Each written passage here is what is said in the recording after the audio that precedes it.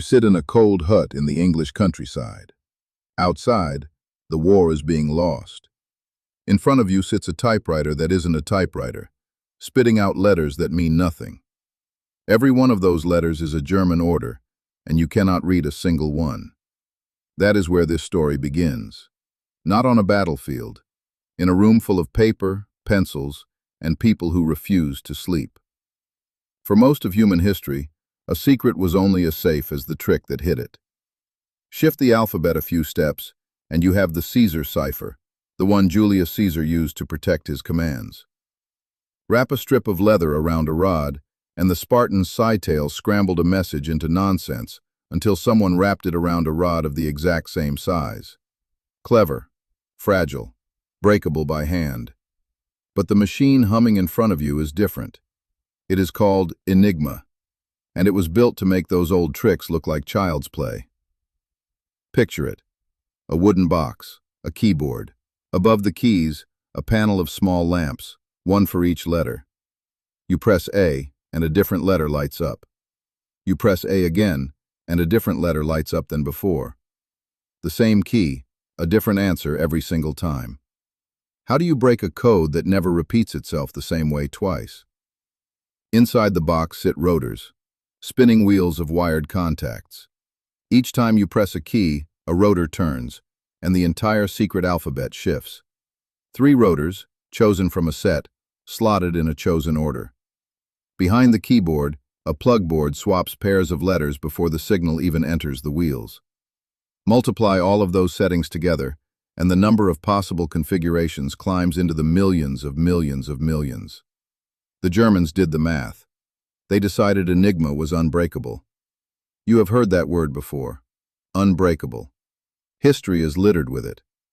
The Vigenère cipher, born in the 16th century, used a keyword to shift through many alphabets at once. For 300 years, people called it the indecipherable cipher. Then a quiet English genius named Charles Babbage, and later a Prussian officer named Friedrich Kasiski, found the crack in it. The unbreakable broke. It always does. So you are not afraid of the word. You are suspicious of it. Here is the thing the Germans forgot. A cipher is never just mathematics. A cipher is people. People who get tired. People who get lazy. People who send the same weather report every morning, who sign off with the same greeting, who type their girlfriend's name as a key because it is easy to remember. Every habit is a crack. Every shortcut is a doorway. And before the British ever touched Enigma, someone else had already found a doorway. His name was Marian Rejewski, a young Polish mathematician. In the early 1930s, years before the war, Poland could see the shadow of Germany growing on its border. So Polish intelligence did something radical. They handed the Enigma problem to mathematicians instead of linguists.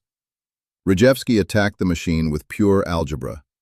He worked out the internal wiring of the rotors without ever seeing inside one. He and his colleagues even built machines to help search the settings. For years, Poland was reading German secrets, while Germany believed itself silent. Then, weeks before the invasion, Poland did the bravest thing of all. With the war about to swallow them, they shared everything with Britain and France. The blueprints, the methods, the head start. They handed the torch to the people who would carry it next. That place was Bletchley Park, a mansion north of London, surrounded by wooden huts, filled with the strangest army ever assembled. Chess champions, crossword fanatics, linguists, mathematicians. Thousands of people, many of them women, working in shifts around the clock, all sworn to absolute silence. And among them was the man who would change everything, Alan Turing. Turing understood something profound. You could not break Enigma by hand anymore. The machine had outrun the human pencil. To beat a machine, you needed a machine. So he designed one, a vast electromechanical engine called the Bombe, refined with his colleague Gordon Welchman. It did not try every possible setting. There were far too many for that. Instead, it hunted for contradictions. It took a clever guess and chased its logical consequences until the impossible settings collapsed, leaving only the few that could be real. But the bomb needed a way in, And that way in had a name: the crib. A crib is a piece of message you can guess before you decode it. Remember those tired, predictable people? The German operators sent a weather report every morning, so you could bet the word weather, sat somewhere in the dawn transmission. You knew that no letter in Enigma could ever encrypt to itself. That single flaw, that one design mistake, let you slide your guessed word along the scrambled text and rule out every position where a letter matched itself. From those guesses, the bomb took over, grinding through the logic, eliminating the impossible. Let me show you one morning. The intercept comes in before dawn, a wall of meaningless letters, copied down by a radio operator who has no idea what they say. You suspect the weather report is inside. You line up your crib. You feed the guess to the bomb. The machine begins to turn, drums spinning, relays clicking, hour after hour. And then it stops. It has found a setting where no contradiction remains. You take that setting, you place it into a captured Enigma, you type the gibberish back in, and German words appear. Plain, readable, a fleet's position, a planned attack, a convoy's route. You are now sitting inside the enemy's mind. This was the work given a single code name: Ultra.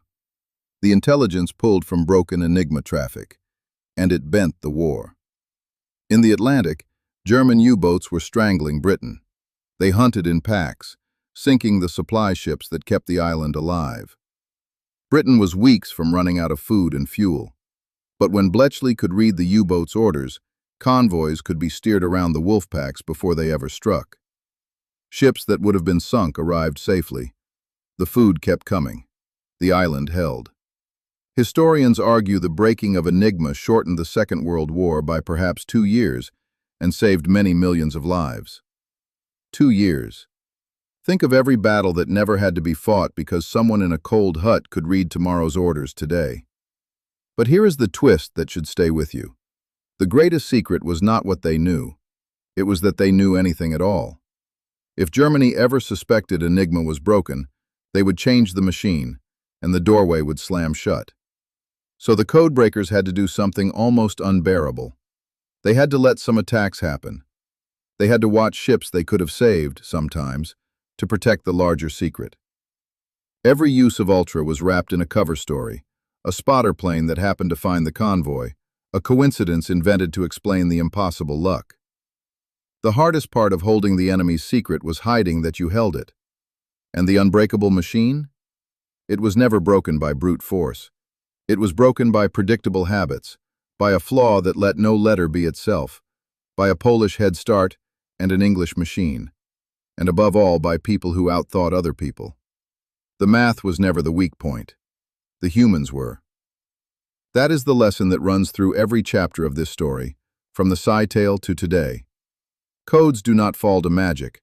They fall to patience, to a single careless habit, to one mind refusing to accept the word impossible. Bletchley stayed secret for 30 years. The people who won the war in those huts went home and said nothing, not to their friends, not to their families, not to history. Some died before the world ever learned what they had done. And the machine Turing dreamed up to chase contradictions through a storm of letters? That idea, of a machine that follows logic faster than any human can, did not vanish when the war ended. It grew. It became the thing you are holding right now. Every time you unlock your phone, every time you see a small padlock beside a web address, you are standing at the end of a line that runs straight back to that cold hut. The same battle is being fought, a code, and someone trying to break it.